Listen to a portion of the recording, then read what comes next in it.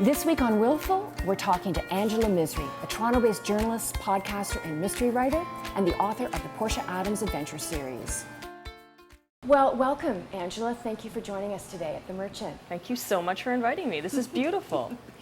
I wanted to ask you, you have, for the past 15 years, you've been busy working as a journalist, much of it at the CBC, or the Canadian Broadcasting Corporation. And I'm wondering, during that time, were you secretly at night starting to build your outlines for your Portia Adams Adventure Series? You know, you wish it was that organized. But the truth is, for most of my career at CBC, I was in production, which meant I was being creative every day, which means I was using all those juices. I wasn't coming home and writing fiction.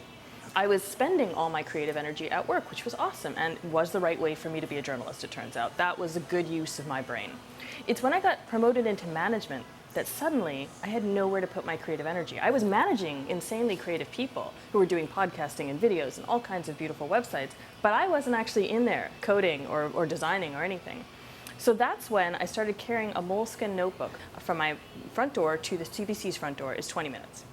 I used to write in a Moleskin notebook, and I would fill these Moleskin notebooks pages after pages, and 30 notebooks later, my husband's just like, I think this might be something. You should probably do something with this. So that's literally how it happened. When the creative energy stopped being funneled into my journalism, Portia came out. Wow. Did she pop into your head like a lot of characters do for writers? Yes, she jumped at me actually. She just was like, I'm here, why aren't you listening to me? Why aren't you listening to me? And I just thought, you know what? A female detective out of Baker Street? I could write that. That could be awesome. And at first I just wrote it because I wanted to be a female detective out of Baker Street. I mean, who doesn't? So I wrote her very much like me. She's a Canadian girl, she's 19, she's precocious, she's very curious, she's antisocial, a lot of the things I had when I was 19. So yeah, she very much came out of my brain and started talking to me and coming up with mysteries, and she talks to me all the time. I have a lot of characters in my head, but she's one of the ones that's there adamantly all the time. Yes. Did someone or something motivate you to become a storyteller?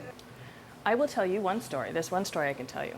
So when I was 13, I'm sitting in my gym at school in Calgary, where I grew up. And I'm just sitting amongst my friends. You know how when you have those huge gym assemblies, right? And there's like teachers at the front, and you're sitting in rows and rows of people. And I'm just gabbing with my friends. We're not even paying attention to what's happening up there.